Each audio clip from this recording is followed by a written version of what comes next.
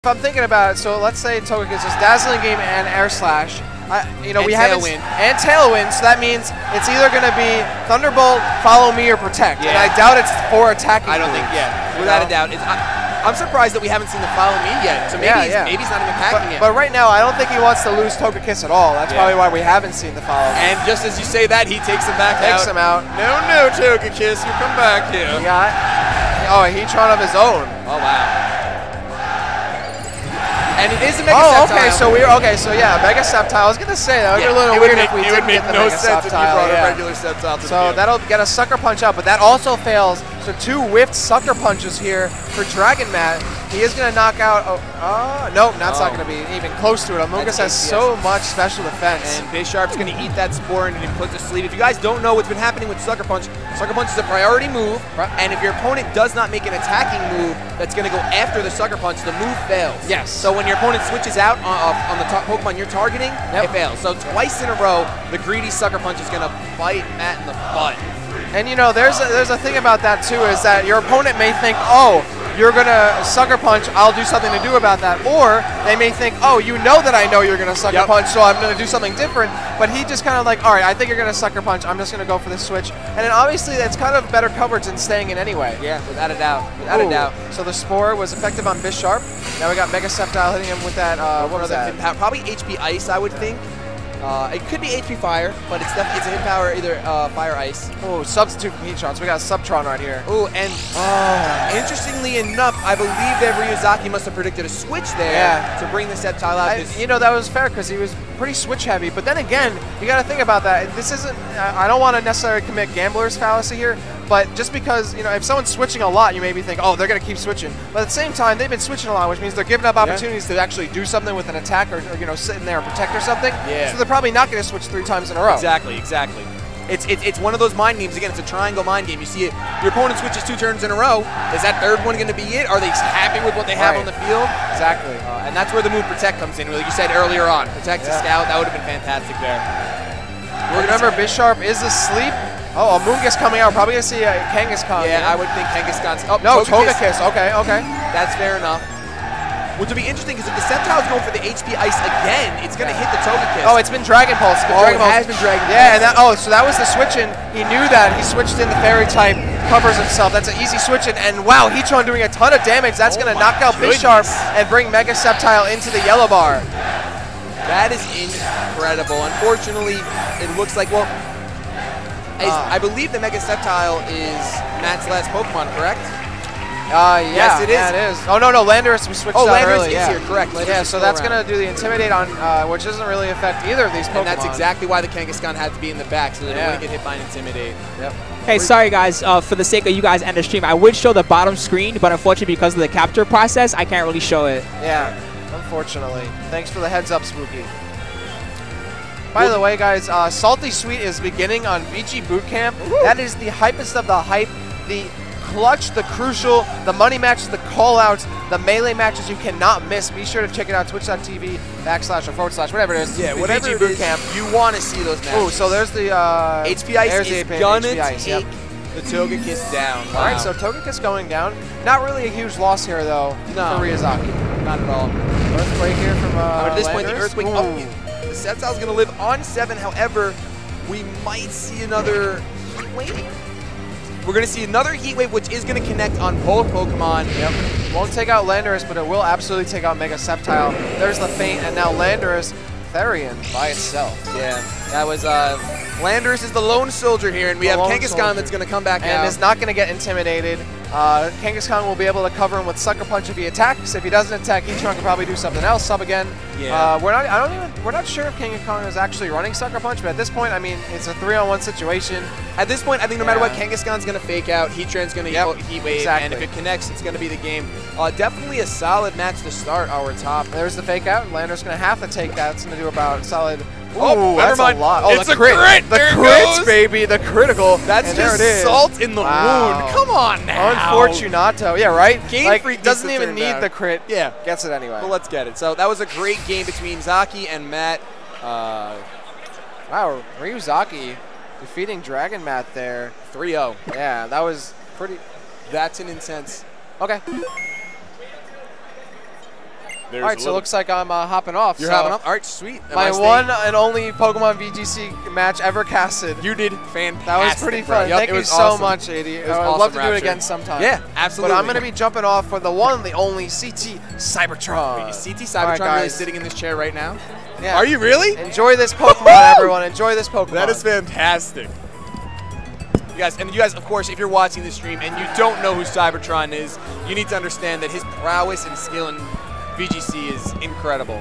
But all right, what is up, guys? What's going on? We got Cybertron right here on commentary, going into Game 2 between Ryuzaki and Matt. Hey, fellas. Sorry, just to confirm, Ryuzaki is Trista, and she won game number 1, right? Yes. Awesome. Thanks, guys. Enjoy the rest, everybody. All right, so let's jump into it. I mean, I missed the first game, so what exactly happened? Give me the rundown. First game, in most layman's term, Ryuzaki took it home 3-0. 3-0. Opening up with Togekiss and Kangaskhan. We expected the Follow Me, but the Follow Me didn't come through, and from there it was just a landslide of right choices. Right. Matt was bit in the butt by 2 failed Sucker Punches. He was outplayed on both those turns, but we're going to see if Matt can pull it back in this game. Right, and I noticed that obviously the Bisharp on Matt's team was the one using Sucker Punch. Yes.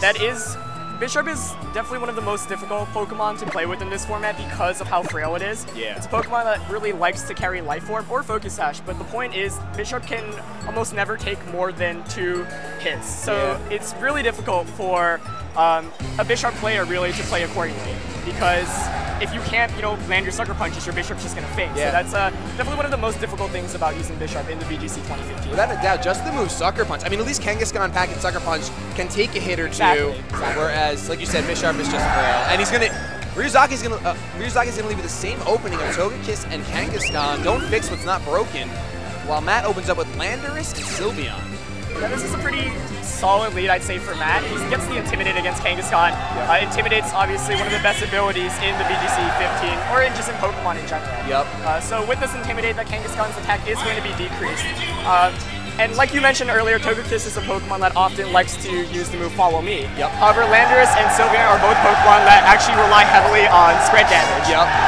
It's crazy right here. It's insane.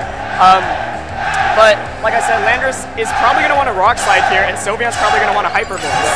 I think the Kangaskhan's going to go for a fake out here on something, and Tailwind's going to get set up. Right. Now, Kangaskhan is a Pokemon that has the ability to Ice Punch, but we are going to see the fake out for Kangaskhan.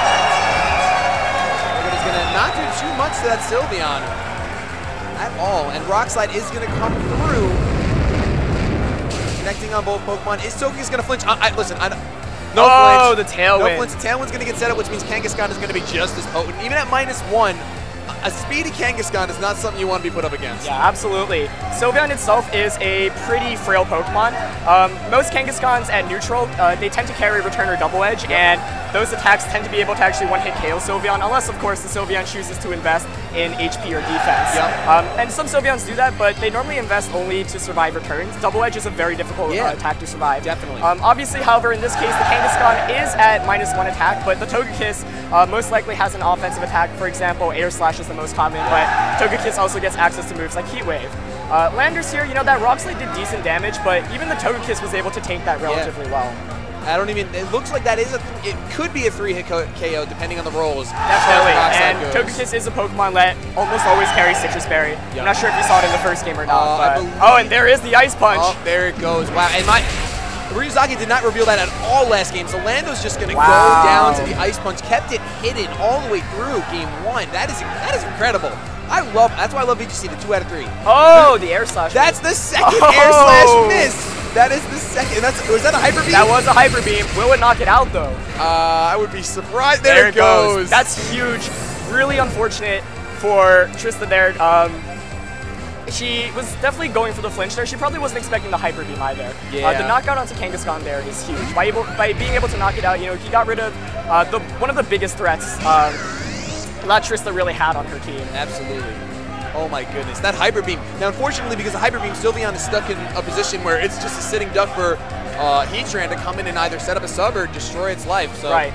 So Heatran coming out here, but we see Rotom Wash on Matthew's end, and Rotom Wash is actually probably one of the best Pokemon you want in this position.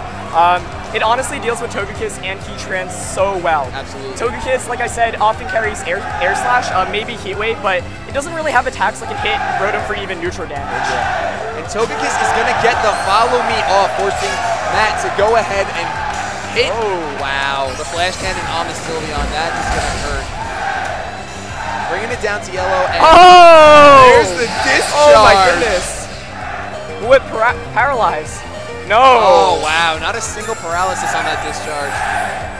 That would have been huge. That actually would have helped out a lot if you got paralyzed. Really interesting turn there, but I still think Matt having out this Rotom washout is so big right now. Yeah. First of all, he was able to negate the follow me from Togekiss. You know, get some nice damage off there. And, you know, it was fine, like, he attacked his own Sylveon, because the Sylveon's already at the point where a Flash Cannon is going to KO it, so he didn't mind the extra damage. I actually really liked the discharge play there from Matt. I thought it was a nice way, a clever way to avoid the follow me and get some extra damage on both of Trista's Pokemon. Absolutely. And she is still in a position right now where she cannot touch that Rotom Wash, and Kangaskhan is one of the better Pokemon in the format to deal with Rotom, just because it can do a ton of damage with return. And another Air Slash miss! Oh my goodness, I would not be surprised if Ryuzaki never runs Air Slash again after this. Because that is 3 in 2 games. And at this point, obviously, it's not about the damage, but it's about the flinch. Exactly. The fact that Matt is able to take advantage of and get all these attacks off, and look at that damage, it knocks out the Kiss goes down. All because of a 95% accuracy move. That is, oh my gosh, that's smart. That's not, I'll go so bad. Of course, I have to be honest, I still think Matt's been playing really well. Absolutely. I mean, even if, let's say he didn't get the, Trista would have had to flinch there. And even if had she flinched, you know, Rotom Wash is still just a good Pokemon to have. Oh, wow. We have 2 Heatrans on the field, so we can see that Matt decided not to bring the Mega Sceptile to this match, which was probably a good move. Now, this actually gets really interesting because, first of all, we saw Trista's Heatran carry Flash Cannon. Now, Heatran is a Pokemon in VGC. Historically, it almost always ran Earth Power in previous years. This year, though, we are seeing a trend from moving from Earth Power to Flash Cannon. However, she might be carrying both attacks if the Heatran, for example, does not have Substitute. Yep.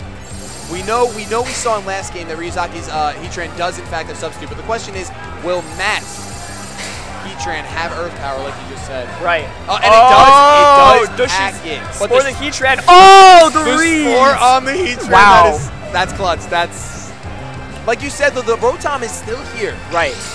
Now, Amoonguss is actually one of my favorite ways to deal with Rotom Wash, because Rotom Wash, Hydro Pump, Discharge, Thunderbolt, none of those attacks do too much damage.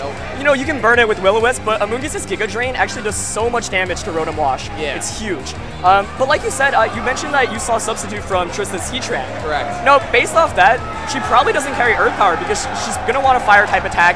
We just saw Protect there.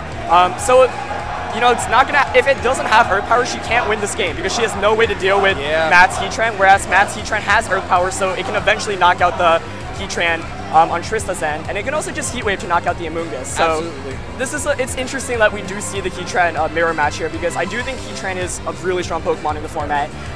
Historically, it's been really good. Made it to the finals of the 2012 and 2013 World Championships. Wow. Yeah, that is awesome. We can see the Hydro Pump is going to connect on the Heatran, and it is going to take That's it going to be out. game. That's a crit right there. That is a crit right there. I don't know, did that crit matter? I don't think it did. I don't think it mattered. I don't think Trista's Heatran even carries Earth Power, which is basically the game decider. That was a very nice Spore play by her, but at this point, Heatran and Rotom Wash not going to really be able to deal with this Amoonguss effectively. There's no way. I mean, even, like you said, it can Giga Drain the Rotom, but Heatran's going to wake up any second now and take the Amoonguss out. Right. And I think this is it's kind of beautiful because it's a compliment to VGC and how one Pokemon counters another so well, but then its partner checks that counter. So, you know, here Amoonguss deals with Rotom Wash so nicely, but Heatran is one of the best Pokemon to deal with Amoonguss because it does often use Substitute, which can block Spores off because Heatran is faster than Amoonguss. Absolutely. So we do see the Giga Drain going into that. Yeah, which doesn't matter. Heatran has been asleep for 2 turns, I believe, now, so I would not be surprised if we see this thing wake up right here. The energy in this place is unbelievable. I am sweating because of the people in here. We're gonna see Rotom wake up and get a Will-O-Wisp off on the Amoonguss. Another Giga Drain on the Rotom, which is not gonna KO thanks to the Citrus popping last turn. Yeah, at this point it's just kind of a lost cause. The Heatran, once it wakes up, is going to KO the Amoonguss. Without a doubt. There's nothing you can do. And the last So I think it's really interesting as we do see. Did it? Okay, now the question is, did Amoonguss or Heatran predict? I think it did. I think it did. Come on. Come on. Did it? Oh, and the crit. And it did. It did in fact. And this is one of the many times where you just want to sit back and say, good job, Amoonguss, for delaying the inevitable. It's putting in a lot of work for sure, but at this rate, Amoonguss, Giga Drain's not going to do anything to Heatran, so unless this Amoonguss has hidden power ground, which it definitely doesn't. It's new pretty meta, much, guys. New meta. It's gonna happen. Yeah, we just see all these misses right now. This is ridiculous.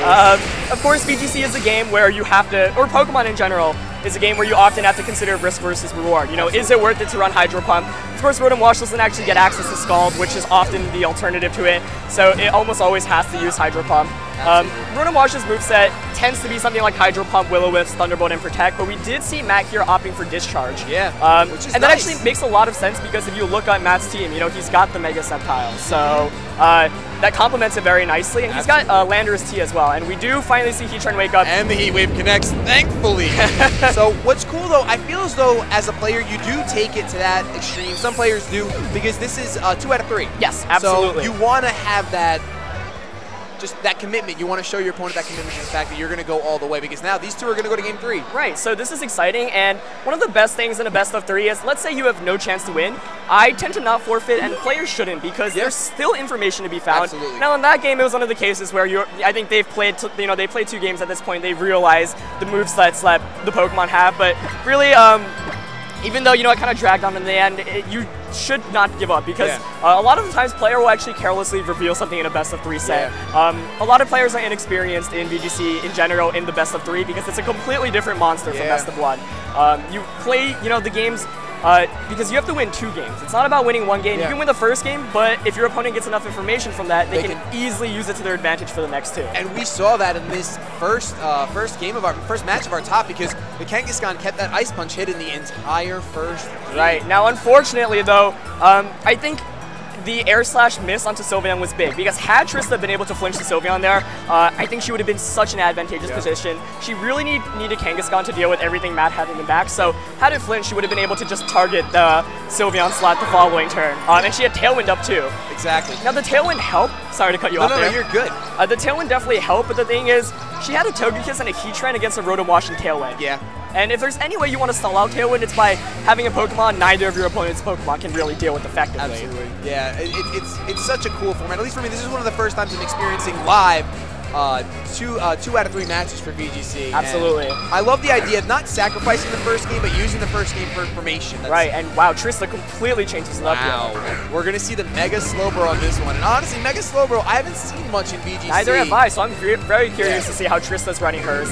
Trista, of course, is one of the most talented VGC players in the world. She played in the 2011 World Championships, where she finished 9th, played in the 2013 World Championships, won the 2011 Regional Championships, so she's a very qualified player. She's definitely one of the top players, and I definitely expect to see her at the World Championships this year. Absolutely. Matthew, on the other hand, I don't know very much about, but he's definitely making a statement here, especially after that huge round 2 win. Yeah, absolutely. I mean, and that's another thing I love about VGC. You were mentioning how the Pokemon can complement each other in the field. Anyone can rise up in VGC with enough work and with enough team building, with enough just practice. We can see the Heatran getting off the field, running out for the Amoonguss, while a Heatran's on the opposite side of the field. This is interesting because now I foresee that Trista might want to go for a Trick Room here, because if she sets up Trick Room, that Amoonguss is going to be huge. Yeah. And this is a really good play on Trista's end, because she was probably expecting the Earthquake, as we do see here, coming straight out from Landorus T. Yeah. So that switch, prevents her Heatran from being knocked out. She's probably going to set up Trick Room here with the Slowbro, and now Amoonguss is free to spore anything it wants. That's incredible. You can see, and the Slowbro in and of itself is going to be able to take care of that Heatran now. Exactly.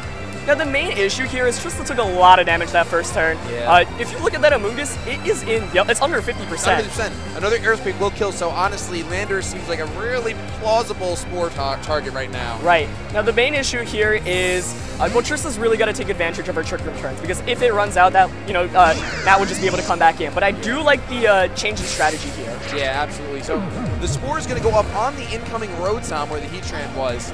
obviously to protect the Amogus from the heat trend, right? Heat wave. And a Scald is going to go up on the landers. And oh, my that is goodness. huge. Will it burn? It doesn't burn. Oh my goodness. Another Earthquake is going to come through, and that's going to take the Amogus out. It should. There it goes. As it does. Wow. Wow.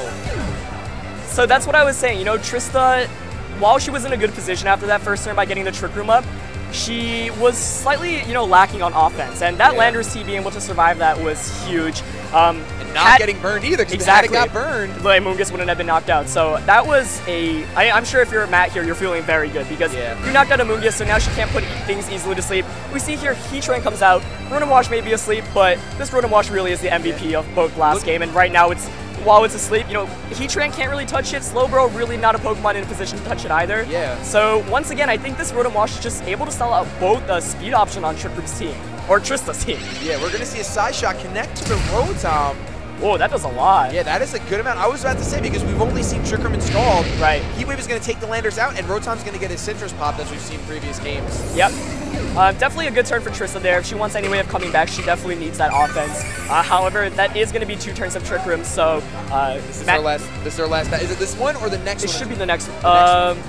Wow. I think it's 1, 2, and then the third. Yeah, so we have 2 more turns remaining. 2 more turns. Yes. So... that was really good. Based off how much that side shot did, Trista might actually not be in that bad of a position. However, it might actually come down to whether this Rotom Wash wakes up or not. Yeah. For example, if it's able to wake up and get a Protect here, that would be huge. Alternatively, I'm not even sure if Matt's going to be able to KO the Rotom Wash.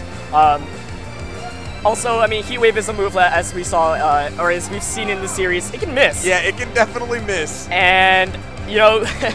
a miss here would be, and it does stay asleep. That's really good news for Trista. I wouldn't be surprised if Heatran takes this opportunity to set up a substitute. Oh, but we see the side shot into Sylveon. Wow. Oh my gosh. Hyper Beam. Wow. I absolutely love seeing Hyper Beam. That is awesome to see Hyper Beam take out a Mega Slowbro.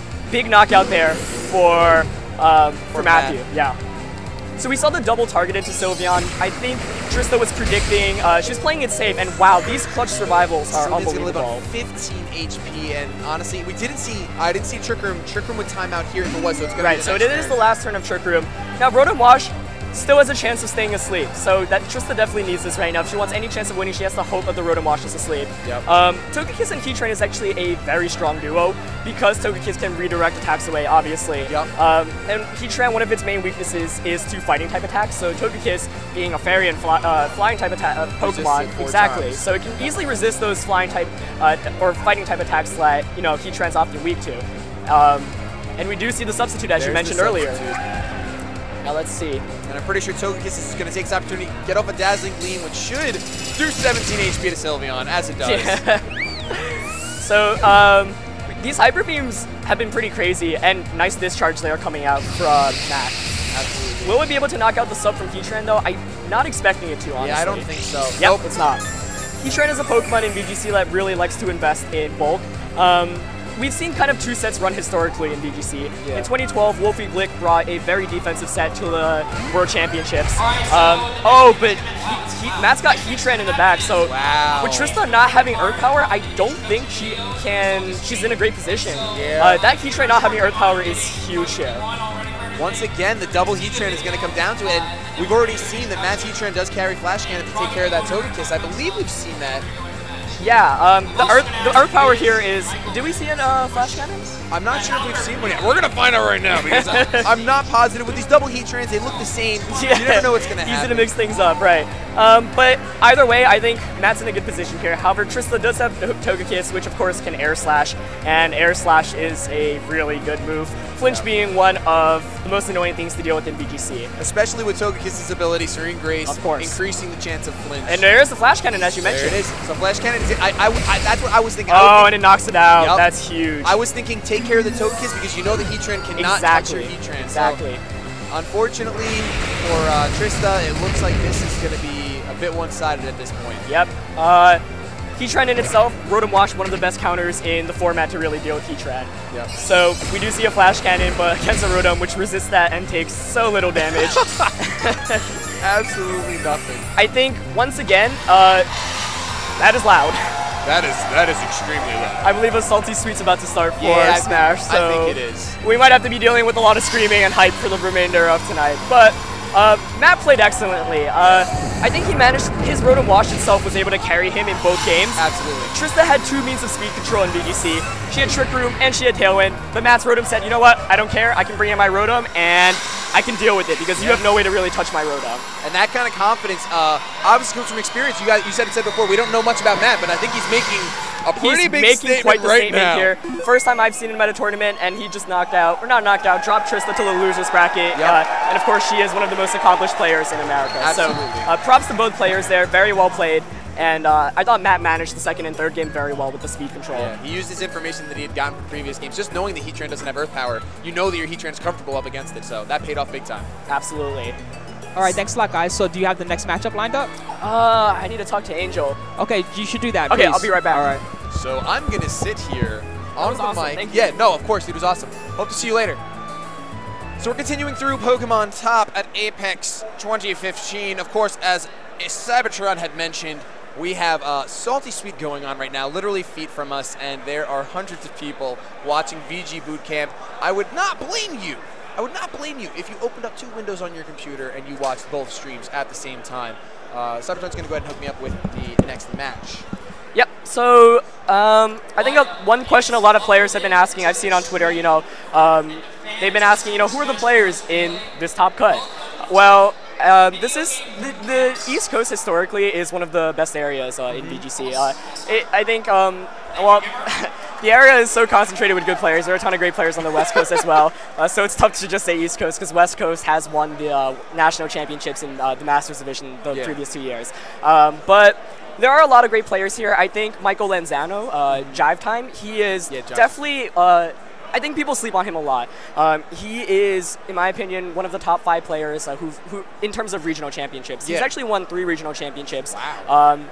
Twice in Philadelphia. And Philadelphia is one of the most difficult regional championships to win. Mike won last year, and he won back in 2012. All right, gentlemen, just a quick heads up. So the rest of the pool is currently still in progress. Okay. As soon as we have the next match available for you guys, we'll bring it in, okay? Perfect. Thank you. Yep, so just to, you know, talk about some players for a bit, I definitely think Mike is a big one to watch out for. He is one of the players who has qualified for the World Championships. He played at the 2014 World Championships. He, like I mentioned, won regionals last year, won Georgia regionals, placed in the top 16 at US Nationals, and he's just one of those players that, like, always comes out and just does well. And he's very modest and hardworking. You know, he's not very active online. He kind of just, you know, lets his results speak for himself instead. And it's really impressive, and I definitely think he's a big name to watch out for. But there are also some other huge names here. Sandman, who, also known as Joe Pukowski, I believe. He had a crazy season in 2012. It actually started here at Apex. Oh, really? Yep. So that was the first year Apex was allowed. Apex allowed Pokemon VGC to be there, and obviously we're very grateful to have this opportunity. Absolutely. So Joe comes in here, wins the Apex side event, and at that year we didn't have that many players. This year I think we have 90, which is really impressive. But, you know, he started with a solid win there. And Apex, you know, didn't have that many people, so people were like, okay, you know, that's nice, but it's a small grassroots event. But then he goes off to US Nationals and finishes second place there, losing to Wolfie Glick in the finals. And everyone was like, okay, that's pretty impressive, right? And so then again, he went to the World Championships, finished in the top 4 at the World Championships there. His Cresselia didn't even have the right EVs, and I think he had the wrong hidden. Are you kidding? He's using Hidden Power that year, but it was the wrong one. So that was crazy, and the fact he was able to top 4 World Championship, you know, the World Championships, of course, the most prestigious invite for competitive Pokemon every year. Invite only, very difficult to qualify regardless of what country you live in, but he definitely proved himself that year. Unfortunately, since then, he hasn't had that many strong showings, so we were actually all kind of surprised to see him even show up here today, because it's, you know, since that year, he kind of dropped off. So I think it's very exciting to see him back competing, especially because, you know, he was one of the best American players and one of the best players in the world back in 2012. That's awesome to see him here. How longer until he plays so that I can keep my eye on? Oh, they're finishing up. Yes. So we won't know. So right now we're currently waiting on all the first round games to finish, and we'll prepare top 8 matches for you afterwards. But in addition, I think I'm just looking at the list of players here. This is a list where a lot of these players are players where you might see at a regional championship or even a local premier challenge. Smash! That is money match cheering you can probably hear in the background. Oh my goodness. If you've never been to Apex, make it happen. This is like crazy because I mean, it's as we are gonna cut off to how crazy it is over here. Yeah. Look at this. You can see Rapture right there joining in after jumping up the microphone. Cheering his heart out. Yep. This is actually, it might be the most hyped live event I've ever been to. Yes. I've been to Pokemon events, but Smash's community is unreal. Yep. I love the Pokemon community. They're awesome, but Smash, I mean, like, I think it's just like, there's so many storylines here. Storylines is one of the most beautiful things about competitive gaming, regardless of what game you play. You know, when we refer to Pokemon, I think Sejong Park's World Championship win last year was a beautiful storyline because Sejong is one of the greatest players of all time, might be the greatest player of all time. Some say Ray Rizzo might be better than him, of course, 3-time world champion. But Sejong able to top cut every world championship but never close out, finally winning with the Pachirisu of all Pokemon. Oh my goodness, yeah, that's incredible. And like I said before, something that makes any competitive game, regarding Pokemon especially, is the players. Yes, like, getting to know what their attributes are. Are they humble? Are they cocky? Are they, you know what I mean? And you know, no matter what their attributes are, people are going to love them. Exactly. People are going to love them. People are going to hate them. It doesn't matter who you are when you're in the competitive scene. But everyone at the end of the day, we all play the same game. Exactly. We're all in for the spirit, and that's the beautiful part about games. It's just awesome. I think it's actually interesting, given that we're next to a Smash tournament, because Smash is one of those communities where you really have players of both, personalities. You've got, like, you know, the humble ones, and you've got, like, Mango, who's, like, kind of crazy awesome, but he's arrogant in the sense that it's hilarious. And I feel like it's sometimes ironic, sometimes not. As we Mango, speak of the devil, here we go. One of my favorite players actually to watch in Smash, but we have Leffen, who might be the most arrogant player I know, but he